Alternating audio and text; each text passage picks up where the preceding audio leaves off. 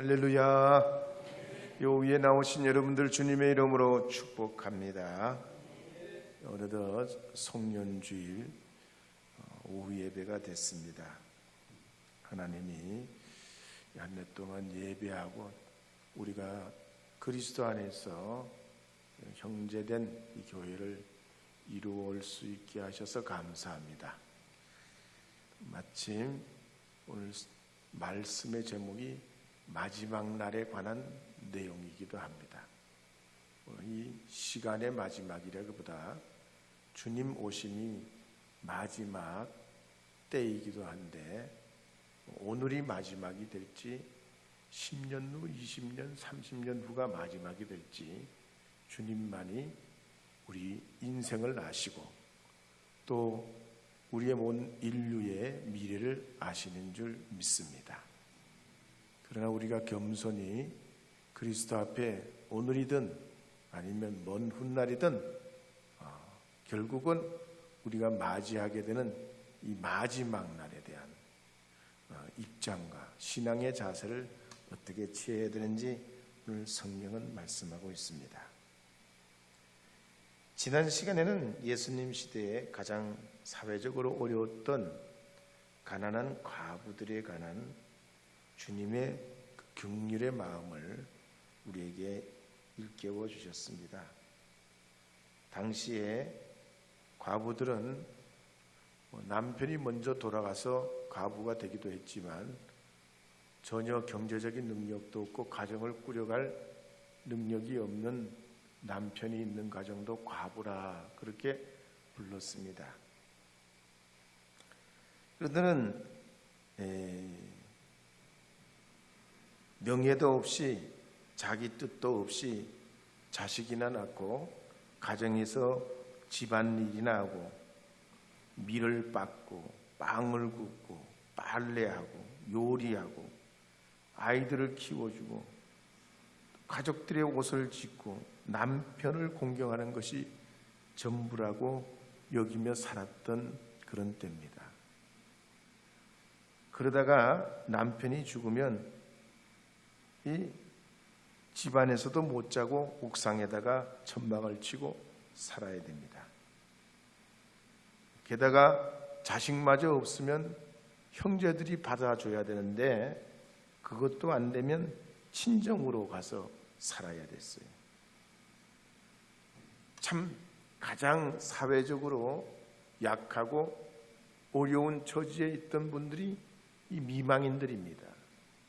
그런데 그 당시에 가장 지식인이었던 서기관들이 자기들의 지식을 이용해서 이 과부들의 재산을 빼앗아 강탈했다는 얘기예요. 그러니 이 사회가 거꾸로 돌아갔던 거죠. 그리고 부자들은 물질로는 인색하면서 하나님 앞에 경건한 채 했는데 우리 주님은 이걸 다 보시고 아시기 때문에 두 렙돈을 드린 그 과부를 칭찬하셨던 겁니다. 우리도 그러므로 하나님이 보시고 아심을 믿고 주님 앞에 신실한 크리스천들이 되어야 할 줄로 믿습니다. 이제 본문에 보면 예수님께서 보니까 사람들이 헤롯 성전 오늘 오전 예배 때 헤롯 안티파스에 대해서 말씀드렸지만 그 바로 똑같은 헤롯입니다. 그 헤롯이 성전을 중수해 가지고 그 화려함을 사람들에게 뽐내며 유대교로 개정했다고 그랬잖아요. 속은 아니지만 겉으로 유대교로 개정해 가지고 나도 같은 형제다. 내 아내가 제사장 집 딸이다. 뭐 이렇게 자기 치장을 하면서 거기다가 성전에다 금을 많이 들여서 돈을 많이 들이고 대리석과 목재를 수입해 가지고 최고의 기술자들 장인들을 이제 이용해서 그 건물을 다시 중수한 겁니다. 리모델링한 거예요. 얼마나 기가 막히고 대단했던지 사람들이 막 그걸 가지고 예수님께 말씀드렸습니다. 이게 뭐 돈이 얼마나 들었고 뭐 어떤 기술이 들어갔고 여기에 뭐 세계적인 어떤 그런 기술자들이 일을 했고 막 그렇게 예수님 앞에서 자랑을 했단 얘기입니다. 그때 예수님이 뭐라고 합니까? 21장 5절에서 6절에 보면 이렇게 말씀하고 계시죠. 함께 읽어보겠습니다. 어떤 사람들이 성전을 가리켜 그 아름다운 돌과 헌물로 꾸민 것을 말하며 예수께서 이르시되 너희 보는 이것들이 날이 이르면 돌 하나도 돌 위에 남지 않고 다 무너뜨려지리라.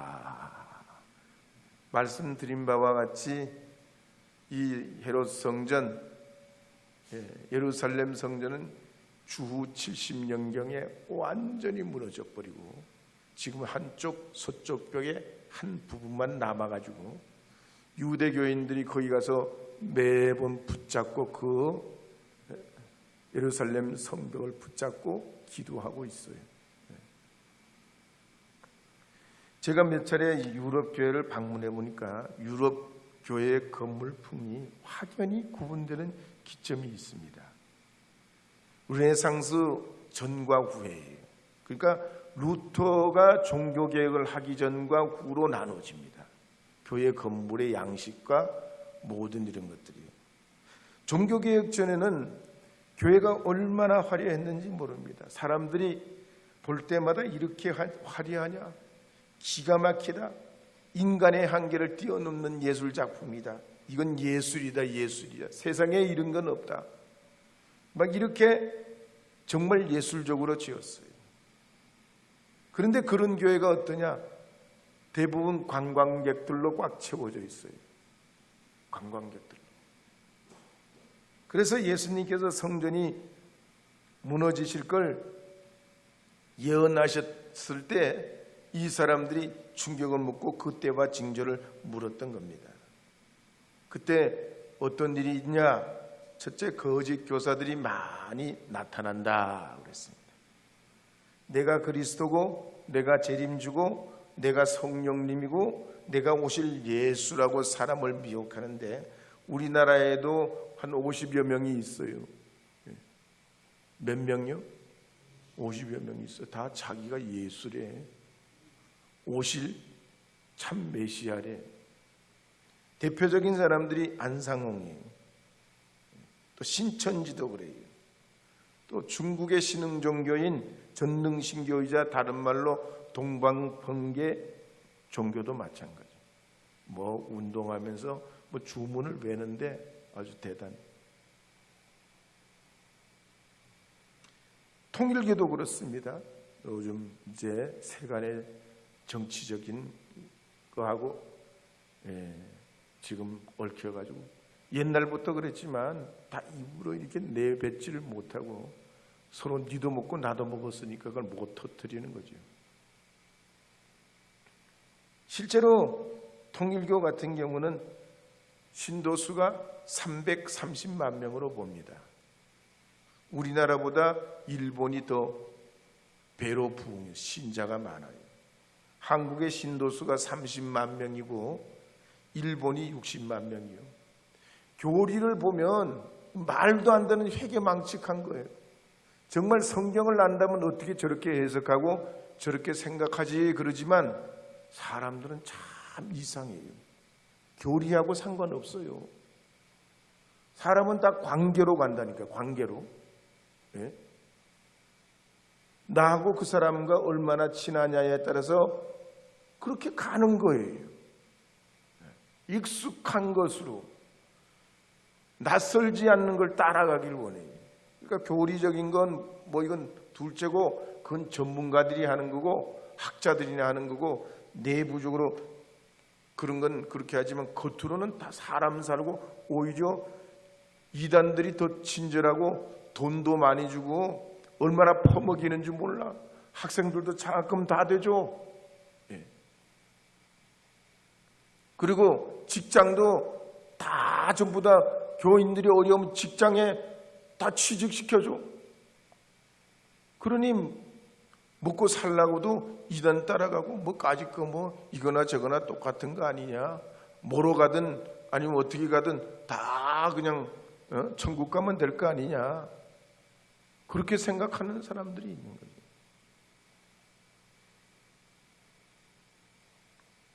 그렇지만 어쨌든 이 문선명이가 살았을 적에는 재산이 약 1조 원 정도 된다고 추산하는데 아무도 몰라요. 지금도 몰라요. 예. 근데 금융위기가 오면서 그 1조 원이 외환 위기로 엄청나게 튀겨지면서 수십조 원은 된다 이렇게 추정은 하긴 하는데 어쨌든 재산이 무지무지 많아요. 그래서 일본 정계에서도 함부로 못하고 미국에서도 함부로 못해요. 돈으로 사람들 다 연결 네트워크화 시켜놨어요. 그러니까 우리나라 지금 이게 통일교를 뭐 어떻게 한다 그러는데 쉽지 않을 거예요.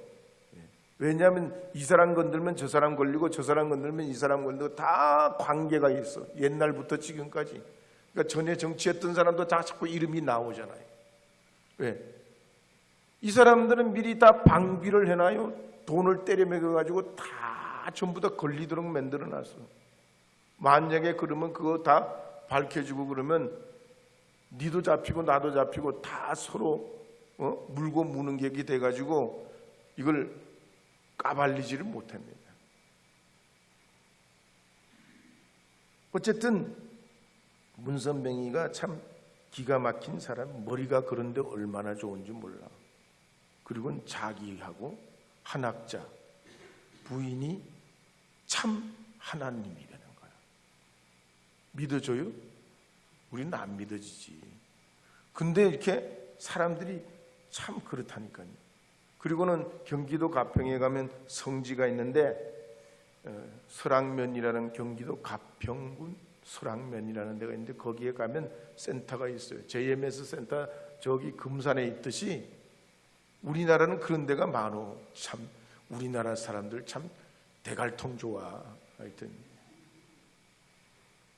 근데 거기에는 수련원도 있고 병원도 있고 국제청신고등학교는 특목고도 있고 대학도 있고 뭐 여기 천안에도 또 하나 있잖아요.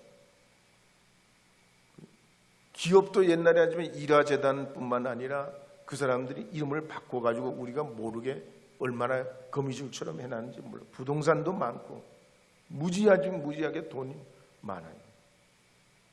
그러면서 복음을 왜곡시키고 사람의 영혼을 도둑질합니다. 그리고는 이름은 또 기독교라고 그래. 자기들이 기독교라고 그래요. 그러니 이거 아주 그냥 환장하지. 일반 사람들은 다 모르잖아요. 기독교라면 뭐 개신교인지 천주교인지 통일교인지 뭐가 뭐 기독교면 다 똑같은 기독교 아니냐 그렇게 여기는 거죠. 그럴 때 우리가 어쨌든 이런 거짓 선지자들, 거짓 교사들은 옛날부터 있어왔고 앞으로도 계속 또 있을 거지만 이런저런 여러 가지 뭐 징조가 있고 난리의 소문이 있고 뭐가 있다 그래도 우리는 오직 예수님 한 분만 바라보면 되는 줄 믿으시기 바랍니다. 때가 있다고 그래도 그 때를 따라가지 말고 무슨 징조가 있고 뭐가 있어서 이래가지고 마지막 어떤 때가 온다고 아무리 그렇게 우겨대도 미혹되지 않으면 되는 줄 믿으시기 바랍니다. 우리는 불 가운데 있든지 물 가운데 있든지 주님이 우리와 함께 계시고 우리의 구주 되심을 믿고 그 믿음으로 살아가는 이들이 크리스천인 줄 믿으시기 바랍니다.